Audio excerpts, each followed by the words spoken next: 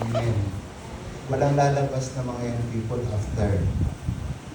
Sabi sa ng Lord, I need to pray for you. Dancers, worship leader, backups, lahat kayo. Sabi ng Lord sa akin, magtatanim ako ng espiritu ng pagsamba sa bawat isa. To make you powerful and anointed, sabi sa ng Lord. Actually, hindi pa nag-worship, na-feel ko na yung presence ng Lord. Kagabi pa, nakikipag-usap na sa akin ng Lord. That's why nung tumayo ako kanina before the worship. Alam ba ninyong millions of angels coming down from heaven? Kanina nakita ko. Habang sabi ko nga, kaya pala ng Lord pakasyahin dito sa lugar yung mga angels niya. Kaya lang, sobra, pati sa labas. Kaya let's pray, ma-renovate natin yung ating church building sapagkat hindi lang spirito ng angels ang dadalhin dito ng Lord. Dadalhin dito ng Lord ay ang mga taong naligtas. It is your testimony because answered your prayer. From now on, start to pray. Mayroong gagawin ng Lord sa lugar na ito. At pag may ginawa ang Lord, you are part of it. Naniniwala ka? Part ka ng plano ng Diyos para pagtagumpayin. Never mind pride. Sabi nga dun sa isang testimony ng alalay ni Naaman, swallow your pride, sir. Yes. Yung pride, naging malaking hadlang yan. That's why, kung may pride tayo, lahat naman tayo meron, di ba? Mayroon nga ako eh. Inapakan ko na lang. Inapakan ko na talaga yung pride. Pagdating sa marami, niluno ko na para makita ako'y karapat-dapat magpakumbaga. Ngayong umaga, binalikan ko yung pag-aaral ko doon sa buhay ng magkakapatid. Martha, Mary, and Lazarus. Ngayong umaga, nagtanong ako sa Lord, ano pa bang mensahe? Sabi ng Lord, marami. I-file mo na lang. So habang nire-review ko yung ating mensahe nung nakarang linggo, entitled what? Ano nga yung title nung nakarang isang linggo? Naalala nyo? Naalala nyo yung message na nakarang linggo? Essential what? Essential priority. Ngayong umaga, sabi ng Lord, teach my children how to be wise and how to be smart in decision. Paano daw tayo nagiging wise? Paano nagiging matalino sa pag-decide ng mga bagay? Sa panahon natin ngayon, ang daming problema. Sa panahon natin ngayon, ang daming distraction. At binalikan ko ulit yung message na yon kay Mary at kay Martha. At inilit ako ng Lord sa isang topic na talagang accurate sa ating panahon ngayon. Let's pray. Panginoong Diyos, nagpapasalamat po kami. Kasama ka namin, Panginoon, ngayong umaga. In-embrace mo kami within your presence. And you bless us, Lord, with wisdom and understanding. Ngayong umaga, Panginoon, patuloy mo kaming gabayan sa karunungan at pangunawa. Without you, we are nothing. Without your wisdom and understanding, we cannot understand anything. But Lord, thank you we have a God that enabled us to be wise and to be smart to decide. This is our prayer in Jesus' name. Amen. yung daily demand ng ating palibot sa bawat araw ay nagpapahayag ng isang kalituhan sa buhay. Kaya, demand of work, ang dami natin iisipin. Demand of routines, yes.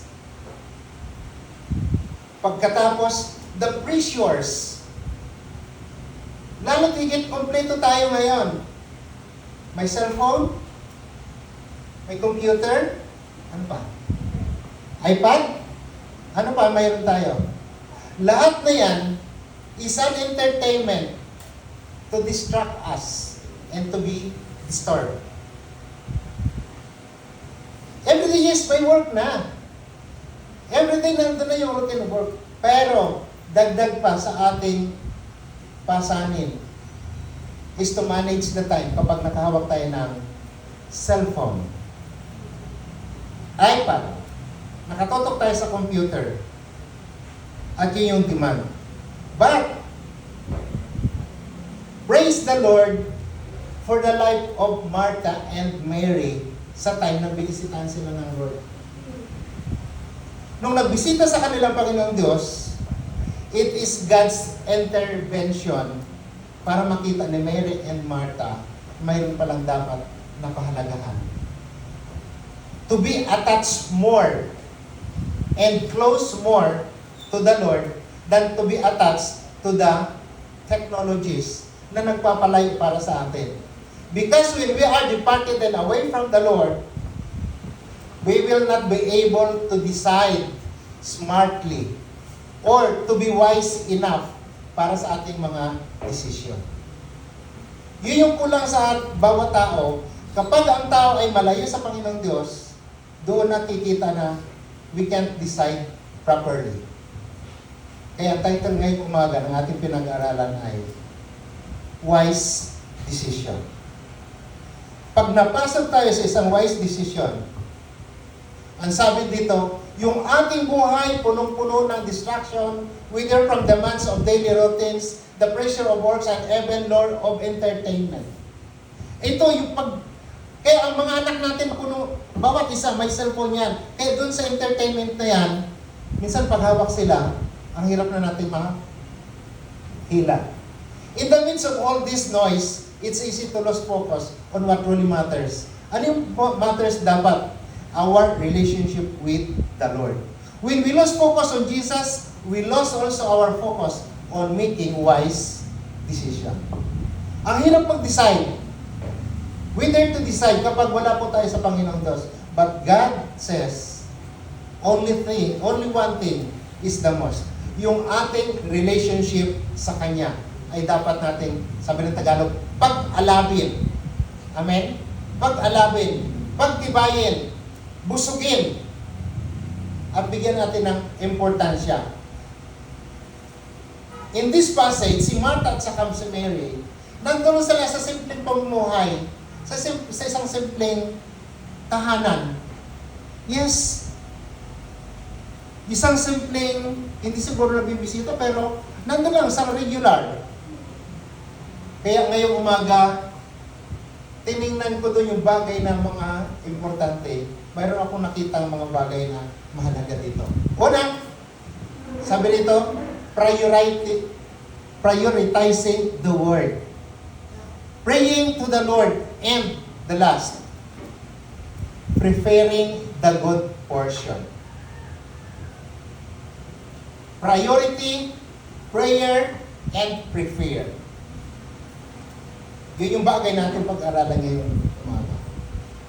That's why, learn to be smart in your decision. Matuto po tayo. Pag hindi tayo naging smart, mahirapan. We are to start to decide. Sabi ng Luke chapter 10, verse 38 and 40, the background is, Jesus visited the home of Mary and Martha with that divine intervention from the Lord. Once na ang bahay natin naabot ng presensya ng Diyos, ibig sabihin nandun yung divine intervention ng Panginoon. Sample lang po yan si Martha and Mary. Kaya once na na-encounter mo ang Panginoong Diyos sa buhay mo, that is His divine intervention. Hindi yan aksidente. Sabihin mo sa iyong katabi, hindi aksidente yung nakilala mo ang Panginoong Diyos. Amen? Divine intervention of God when you encounter Him. Dahil na-encounter mo siya, you are destined to be a witness for the Lord. That's why, in every way of your life, prioritize the Word. Wala kang may share kapag wala ka nito. Wala kang masasabi sa tao kapag hindi mo ito na-experience. Amen? Pag hindi mo na-experience ang intervention ng Panginoon Diyos, wala kang may kikwento sa tao. But because you have encountered the Spirit of the Lord, encountered the intervention of God in your life, He touched you with His Spirit, marami kang kwento. At yung kwento na yun can bring satisfaction and changes to the life where whom you shared with. Kanino ka nagkwento? Kanino mo batay? The contrast of Mary and Martha. Mary sat at the feet of Jesus, listening to His teaching. That this teaching and listening lead to transformation. See? Para kay Mary, ma-prioritize niya, yung Word of God is to sit. To prioritize the Word of God is to sit. To listen. Because in sitting down in the benefit of Jesus, in listening to His teaching, at the end, or in the long future, there will be to occur the transformation. The word listening is a word that can totally transform us. Sabi ng Romans chapter 12 verse 2, do not be living like the world, but instead transform your hearts and mind. Because when we listen to the Lord, that creates changes in our heart. Kapag tayo nakikinig sa salita ng Diyos, mayroong pagbabagong nangyayari sa ating mga puso at sa ating mga isipan. That connects everything. That's why the word listening in the time of Mary, kasalukuyan yun. Pag natapos yung kasalukuyan, after ng kasalukuyan na yon, nakikinig. Pag tinagalog mo yon, nakikinig ngayon. Pag English, listening. Wala nang today. Listening, that is imperfect word. Kaya nangyayari pa lang yung listening. Kaya pag tuloy-tuloy ang iyong pakikinig, magkakaroon ng creativity ang Panginoon Diyos at tayo po'y makatransform in the long future. Amen? That's why sabi ng Romans 12:2, huwag kayong makiayon sa takbo ng mundong ito. Sa halip, ibahin ninyo ang inyong mga puso at ang inyong mga isip. Saan nagkakaroon ng pagbabago? Church? Saan? Sa heart. Pangalawa, saan? Sa mind. Yes. To sit in the feet of Jesus is to prioritize His word that can transform our hearts and our mind. Kaya lang kay Martha ay kaiba. Martha, although she started to listen, nakinig din pala si Martha. Yes, actually, nakinig. Nagreklamo pa nga siya kay Jesus, di ba? Nung namatay si Lazaro. Sabi niya, tagal mo, Panginoon. Mabaho na yan. Yes, nakikinig ako sa'yo. Naniniwala ko, you are the God of life and a giver of life. O, naniwala si Martha dun. Kaya lang, son became distracted by secular concern. Nakinig siya. Kaya lang, maraming nag-choke sa kanya. Marami nagsundot. Nung nasundot, yung kanyang listening attitude, napunta siya sa tinatawag na distracted by secular concerns. Pag hindi po tayo maingat dyan, mga kapatid, mga minamahal ko, magbaka, kanino kayo tayo magkaya? Ngayon, ang tanong, whom do you most identify with?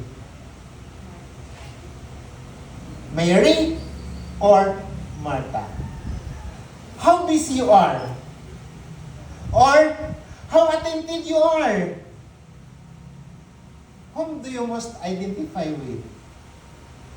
Mamaya, pwede siguro pag nagkape, mag-usap tayo. Kanino ito naka-identify? Mary or Martha? That's why the advice, if we're not careful enough, we may find ourselves prioritizing worldly activities over the Word of God. Kapag tayo ay hindi maingat sa ating pamumuhay today, mamamalaya natin ating sarili, prioritize pala natin ay ang mga worldly activities over God's Word. Design. Kaya ngayong umaga, napakahalaga to learn how to prioritize the Word of God. The next letter P, after. Ngayon, pagkatapos yan, sabi nito, to make wise decision, we must emphasize making God's Word a priority in our lives. Psalms 111 verse 10. The fear of the Lord is the beginning of wisdom. And to those who magnify that kind of word, yung kapurihan ng Panginoon, hindi mawawala sa kanyang buhay and always din. Kahit siya pumunta, she or he will give glory to the Most High God na kanyang pinaglilingkuran. The word prioritize, the word priority in our life is to make smart decision whom we will choose. Sino ba yung ating pipiliin? The worldly or the Word of God? The worldly activities or the Word of God? So church, the fear of the Lord is the beginning of wisdom. To make us wise, lumapit tayo sa Panginoong Diyos. Second, pray to the Lord. Second P. Sabi ng verse 40, nandun yung heart of issue. Alam niyo kung ano nandun sa issue sa puso ni Martha? Tingnan niyo yung mga Bible dyan sa verse 40. Sabi niya, Lord, hindi mo ba napapansin yung kapatid ko? Nakaupo lang pagkatapos ako. Ang dami kong ginagawa. Yung word na, ang dami kong ginagawa, speaks of bearing the weight of her circumstances alone. Yung word na, ang dami kong ginagawa ay nagpapahayag na, ako lang ba ang nagtatrabaho? Samantalang si Mary, nakaupo lang. Yung word dyan na pray to the Lord, in every burdens. Naalala niyo yung Matthew 11:28? Lumapit kayo sa akin, kayong mga may pasanin at nabibigatang lubha, at kayo ay aking pagpapahingahin. Amen. Come to me all who have heavy loads and heavy burdens, and I will give you rest. Ganda ng pangako ng Lord. That's why, bring the weight of her circumstances alone. Nakakabigat yon. Kaya sa loob ng tahanan, dapat united. Amen? Pag may kabigatan si daddy, may share kay mami. Pag may kabigatan si daddy si mami, may share sa anak. For what? Pray to the Lord. Yun ang solusyon doon. Kapag mayroon kang heart of issue sa buhay ng iyong kabigatan, bearing the weight of circumstances alone, pray mo. Yun ang tamang solusyon. In Christ, we are never alone in our burden. Sabi ng 1 Peter chapter 5 verse 7. Give all your cares upon God, Jesus, for He, what? Yes! In Christ, we are never alone in with burdens. Kasama natin si Jesus Christ. Kaya sabi ng 1 Peter 5:7, give your burdens to Jesus Christ, for He cares for you. Church, habang ikaw ay nagpe-pray, in the midst of your frustration, there must be a conversation. Kapag may frustration, hindi ka dapat nananahimik. Sa mga parents, ang sabi niya, sige na, come on, iiyak mo lang. Dahil pag hindi mo yan iniyak, magkakaroon ka ng sakit ng loob. Yung mga lalaki, patingin ng mga lalaki yung kagaya ko, patingin ako. Patingin, sige, taas ng kamay, patingin ako. Ay, yung mga lalaki. Ang mga lalaki mostly tahimik. Amen? Tahimik, di ba? Ang mga lalaki mostly tahimik. Hindi sila expressive. Kapag may problem and burden sila, kinakaya lang nila. Kaya mostly maagang nawawala sa family dahil tahimik yung tatay. Kapag tahimik ang tatay at hindi siya makwento, maaga siyang nawawala sa family. Dahil dala-dala niya sa kanyang puso yung tinatawag na frustration, kabigatang hindi niya nabubuksan sa kanyang puso. That's why, for Jesus, all your burdens, you are not bearing it alone. Hindi mo ito dinadalang mag-isa. For God said, I care for you, give me your burden. Sa mga babae, expressive yan sila. Kapag may konting problema, oy, alam mo ba may problema ako? Ay kung ano pang share nila ay yung a man of prayer na na-share nila, oy, alam mo may problema ako? O talaga, okay, let's go, let's pray, come, here. O, di ba? Magpre-pray tayo. I-pray natin yung problema. Amen? I mean, tahimik. Kaya tuloy, hindi rin alam. Ano? Huhulaan na lang. Okay lang kung nagkaroon ng a gift of the spirit of discernment. Ay, alam ko, may problema ka. Ha, talaga? Nabasa mo? It's the Lord who speaks to me. Na may problema ka. Ganun kabigat. Huh? Nakilo mo pa? Your heavy burdens can be given to the Lord para makahinga ka. That's why, even in times of frustration, conversation must be in the midst of a husband and a wife, or the family, or the church. Amen? The highlight of this story is the importance of communicating with God. Ganun ka-importante yung ating mga kwentuhan. That's why, nung nagsalita si Martha, sabi niya, Lord, hindi mo ba napapansin? Yung kapatid ko, nakaupo lang, tapos ako itong busy-busy. Or are you Martha? Or are you Mary? Saan sa dalawa? Nung narinig ito ni Jesus Christ gently corrects Martha, pointing out her anxious and troubled heart. Nakita ni Jesus Christ yung kanyang puso. Ikaw at ako ay nakikita rin ng Panginoong Diyos ang ating puso. The only way that we can give our heart's trouble and anxious mind and heart also is to pray for the Lord. Lord, nandyan po ba kayo? Opo. Sasabi ng Lord, opo. Habang nagpipray ka sa Panginoong Diyos, tinatas ka ng Spirit ng Lord. Sasabihin, Lord, nandyan po ba kayo?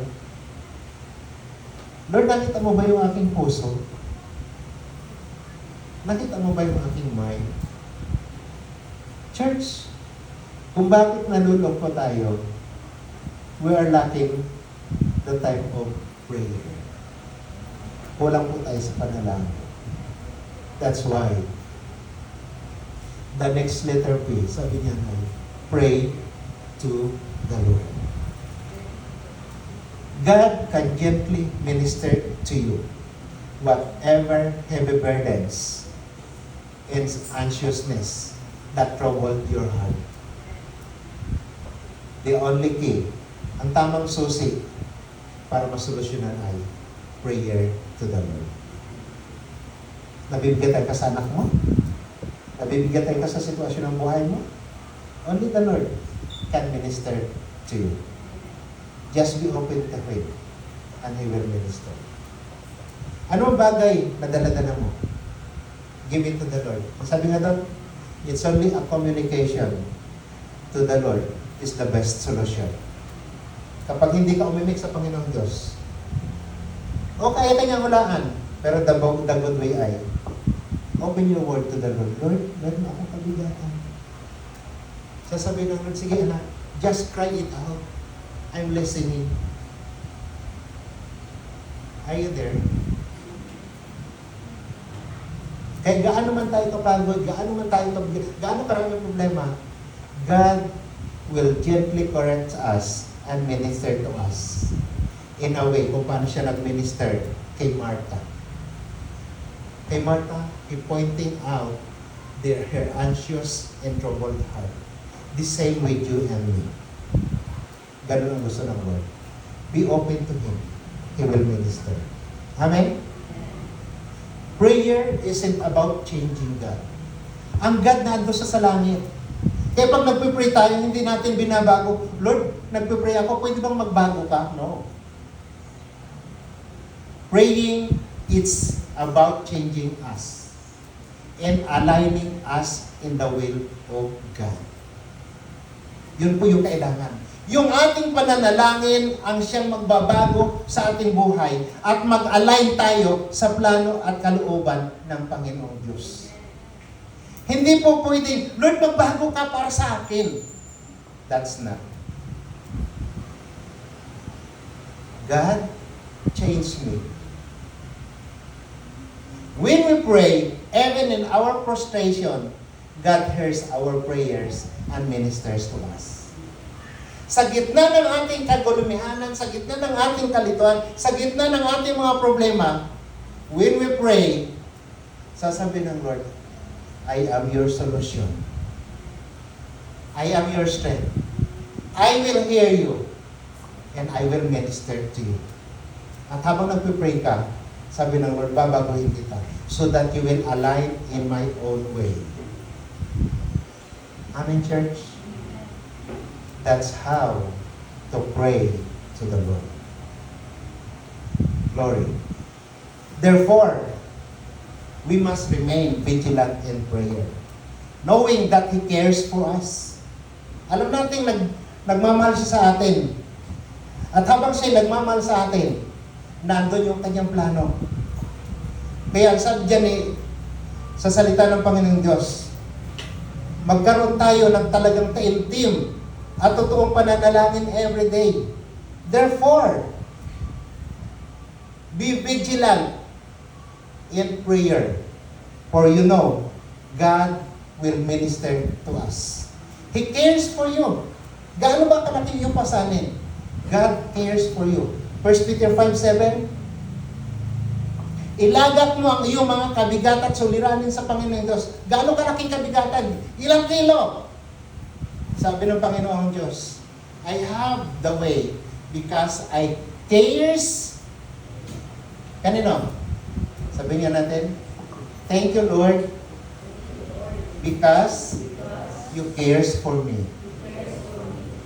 Pag naalala ko yan, sabi ko, Lord, thank you. The word cares, He knows the best matter for you. Alam niya kung ano yung pinakamaganda sa iyo. Pinakamaganda sa buhay mo, pinakamaganda sa trabaho, pinakamaganda sa pamilya, pinakamagandang solusyon sa lahat ng iyong pangarap. He cares for you. Ayaw ng Panginoong Diyos na mapahama ka. That's why it matters your communication to the Lord. Ang tanong, nagko-communicate ka ba sa Lord? Nagpipray ka ba sa Lord? How many times? Pastor naman, how many times? Breakfast, lunch, dinner. Dami nga, 3 times a day. Opo. Breakfast, lunch, dinner. Yung pinag-pray. Kaya sabi nung nanay, anak, paki-pray mo ako. Bakit ma? May lagnat ako na Hinawakan si mama niya, pinag-pray. Thank you Lord sa food, sa ulam, at sa kabusugan. In Jesus' name, Amen. Ang pinag-pray sa bata, yung may sakit, pero pinag-pray yung pagkain. Yun ang alam ng bata. Mag-pray. Kaya once you are assigned to pray, hindi naman ito pinag-usapan yung ganda ng ipapanalangin mo. Nung nag-pray yung bata sa pagkain, alam mo bang gumaling yung mama? Hindi na niya mabanggit yung sakit. Ang nabanggit niya yung pagkain.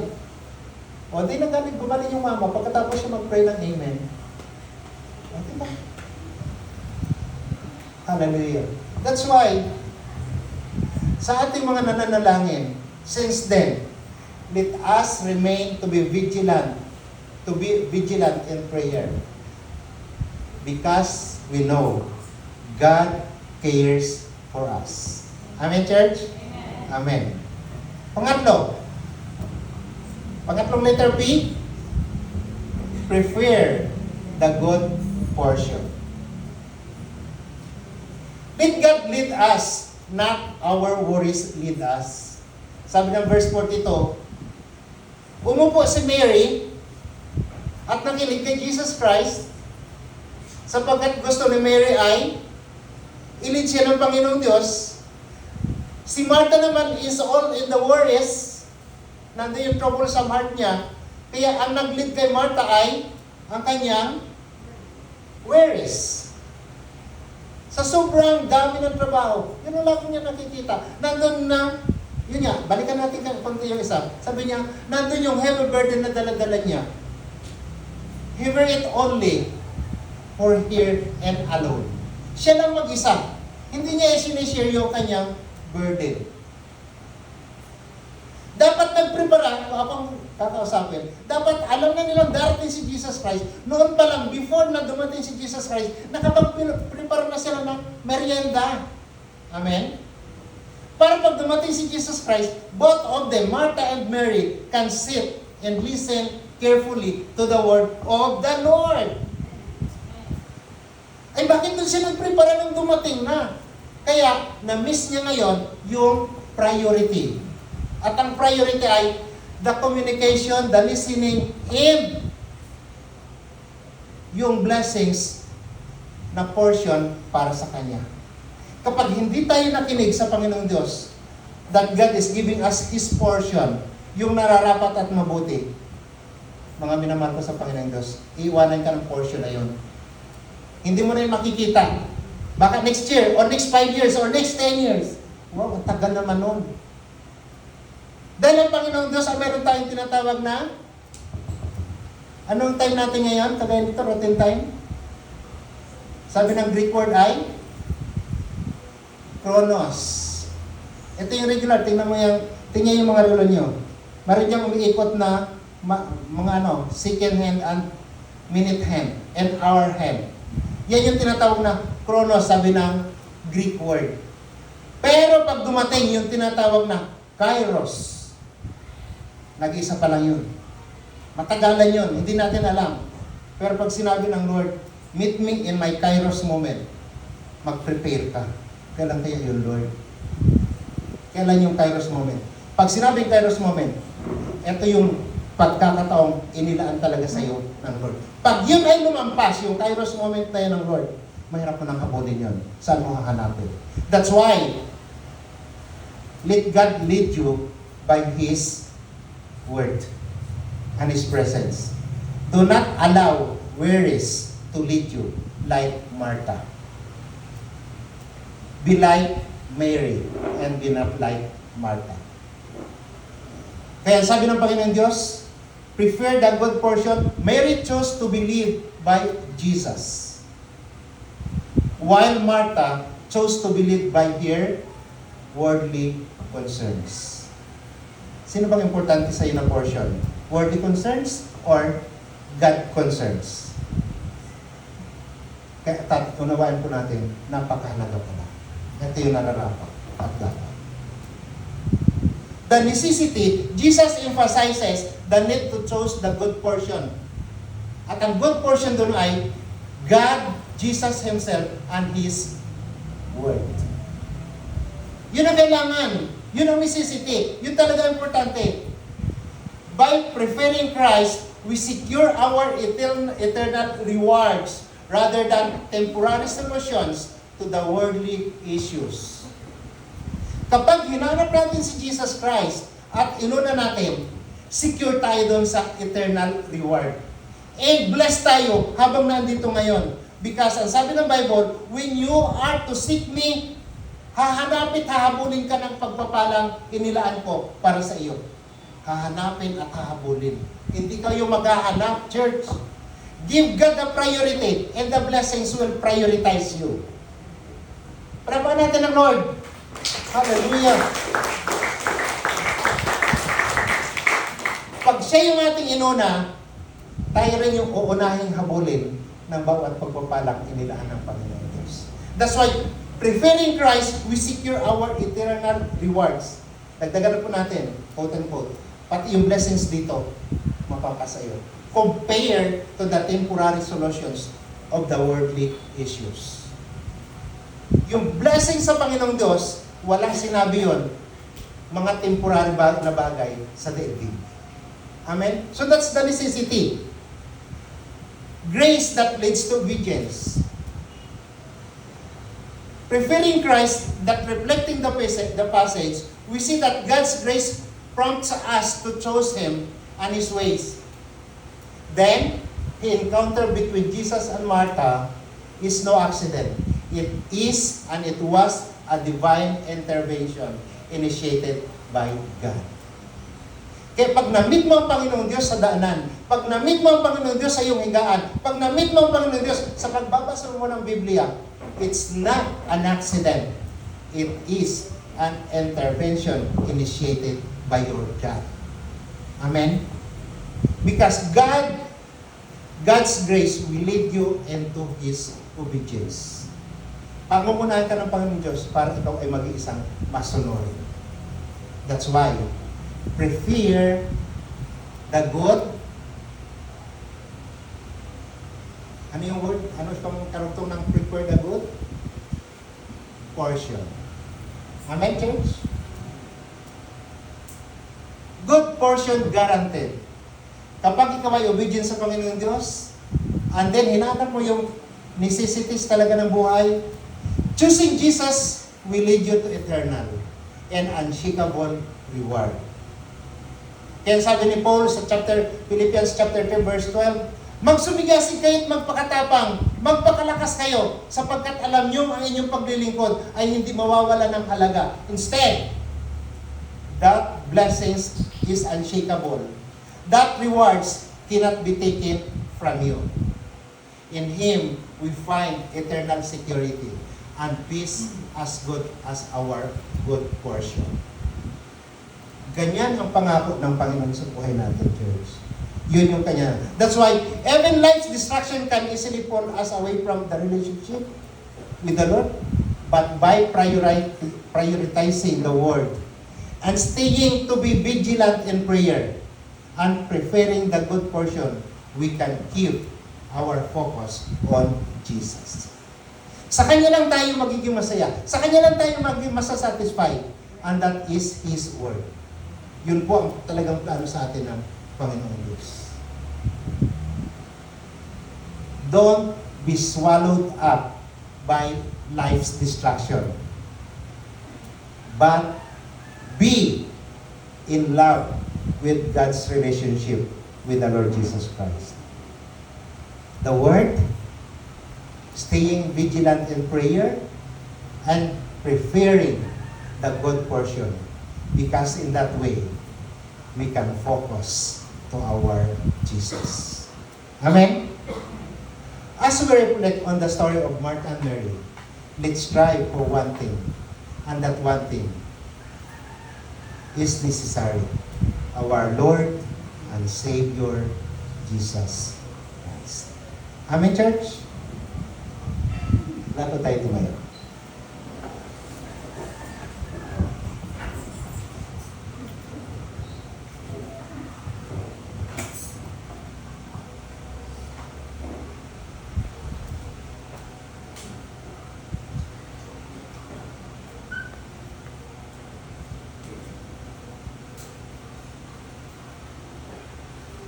Habang tinutugtog sa atin yung awit na worship natin, we are serving the greatest God. Sabi ko kanina sa word. Pwede mong itaas ang iyong kamay at sabi mo sa Lord, Lord, gusto ko pong maging totally in love sa iyo. At habang minimeditate mo yan, meron kang heavy burdens with you, meron kang kabigatang dala-dala, meron kang mga panalangin dapat mong itaas sa Panginoong Diyos. Personally, nararanasan mo yan. When you reflect the message and connect with the Psalms, He is the God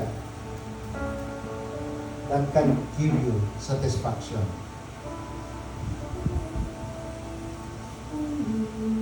Yes, Lord. Habang inaawit sa atin yan mildly, speak to the Lord prayerfully. Yes, Father God. Hallelujah.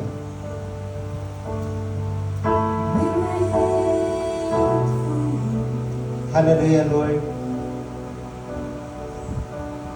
Sabihin natin, Lord, may kabigatan po ako. Kumukomunikate ako sa iyo, Panginoong Diyos. Kaya't aantayin kita, Panginoon, to speak to my heart and to change my mind, that I may know to prioritize your word.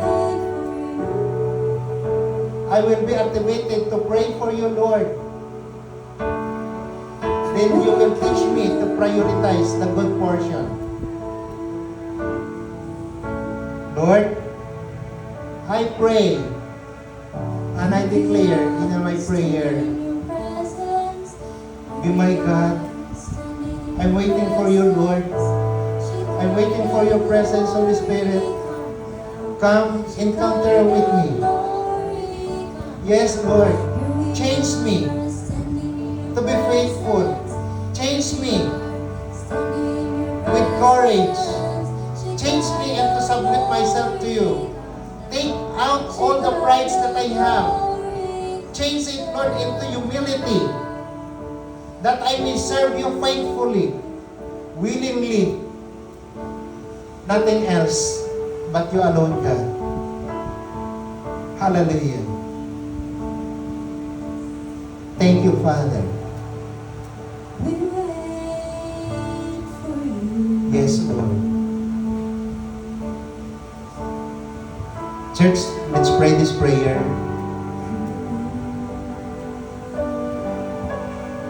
Panginoong Diyos, samahan mo po ako. Gabayan mo po ako. Palakasin mo po ako. Bigyan mo po ako ng kasipagan na lagi kong babasahin ang iyong salita. Bigyan mo ako, Panginoon, ng pananabik na lagi kitang hahanapin sa aking panalangin. Bigyan mo rin ako, Panginoon, ng matalinong desisyon upang hanapin ko ang tamang portion you have destined for me alone.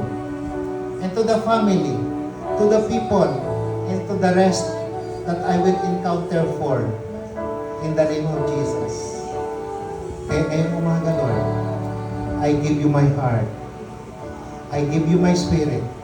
I give you my soul. I give you my total being. Be with me, Lord. In the name of Jesus. I will follow you. I will obey you. And I will continually wait for you to lead me, to guide me, to prosper me, and to make me victorious and bold. In Jesus' name. Amen. Amen. Hallelujah. bago ako bumaba, pwede ko bang tawagan yung ating mga lead worships? Gusto kong bumaba dito si Ate Gail. Samahan niyo siya. Come on, church. Lalo na yung ating mga ginagamit dito. Come on, let's go. Sige, ikot kayo sa kanya. Come on, dancers, please. Dahil someday, hindi lang kayo dancers. You will be the next song leader and worshiper of the Lord. Amen? To those who desires to be a worshiper, please come.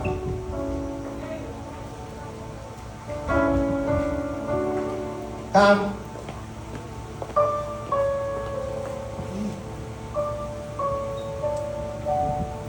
Can you hold hands, please?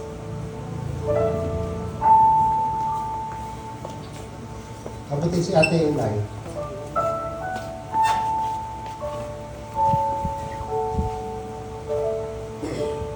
Hawak kay Kuya siya. Wala tayong naka-choice tayo. Ate Tina, dito ka. Mag-circle, bakit putol si Kuya tayo? Dapat nakadugtong. Yan. Doon ka kay hawak kay Mami Gina. And that's it. In-circle tayo.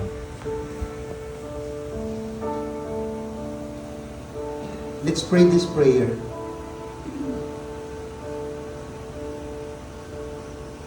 Agree with me when I pray. It is the Lord who spoke to me this morning. Bago ako pumasok dito, bago ako mag-pray, nagsalita na sa akin ng Lord.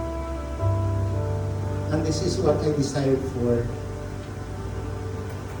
God will create anointing and worship in this place. God will develop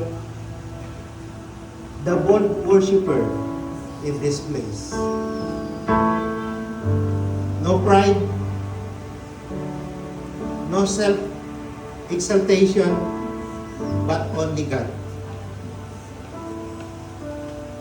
Only God.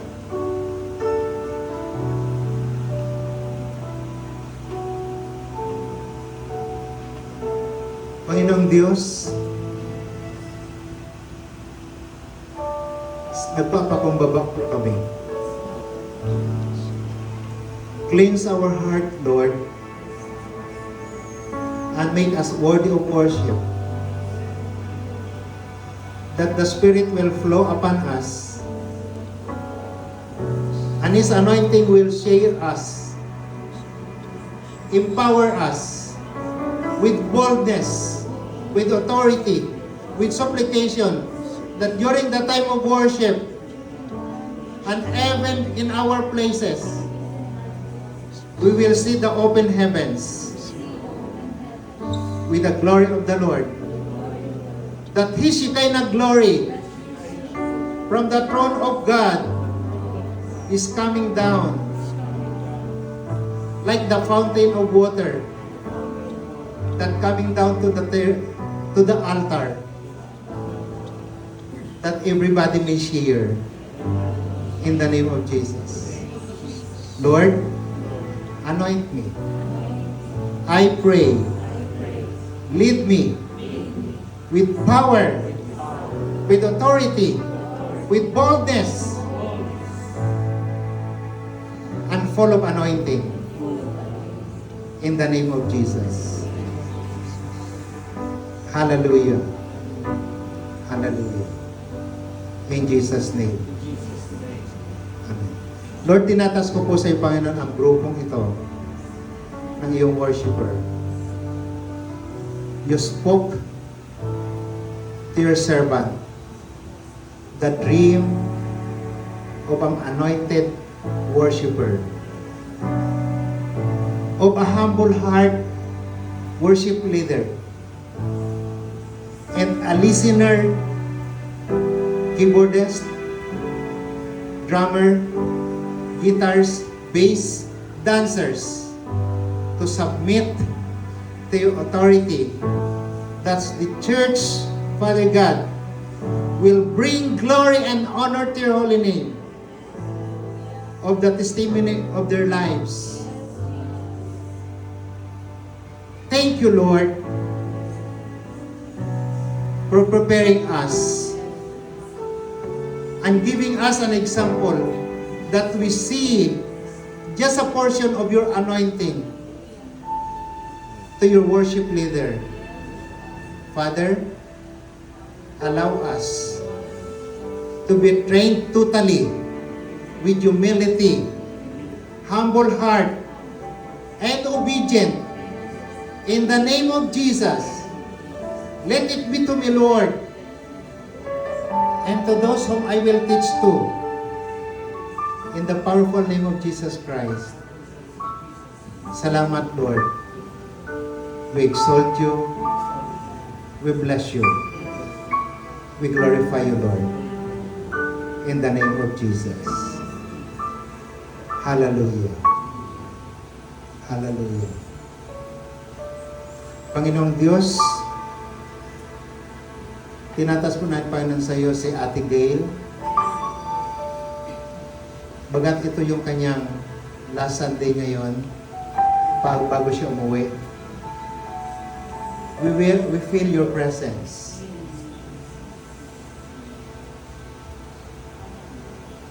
We appreciate you and we worship you in her leadership of a humility of heart to worship. Lord, I declare and pray, let thy continual anointing, Lord, be upon her in the name of Jesus. As you use her, Lord, in this place of worship, you will continually use her, Lord, with a powerful word and songs to be declared in your altar. And let here, Lord, be a good example as well to the young people and to the colleagues she will be meeting for, in the name of Jesus. Lord, thank you for the anointing upon her life. Thank you, Father God, for using her mightily to be a partner of her dad, Lord, in the ministry. Lord, nakikita ko, Panginoon, nagpapalakpakan ng angels because of her life.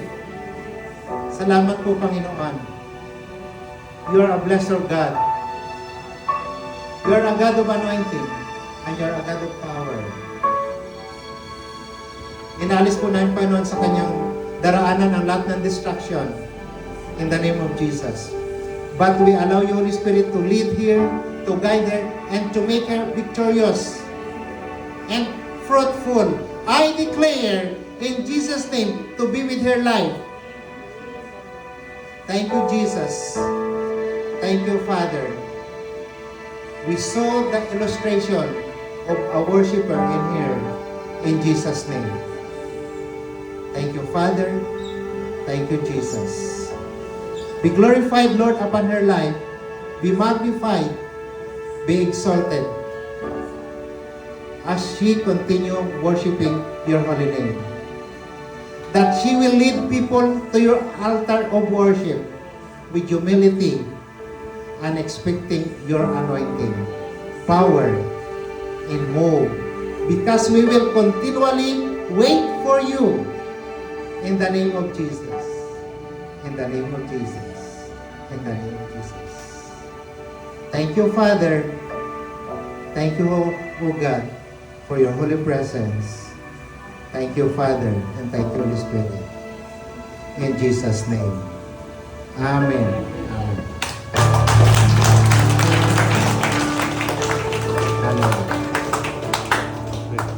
God bless you, church. You may be seated.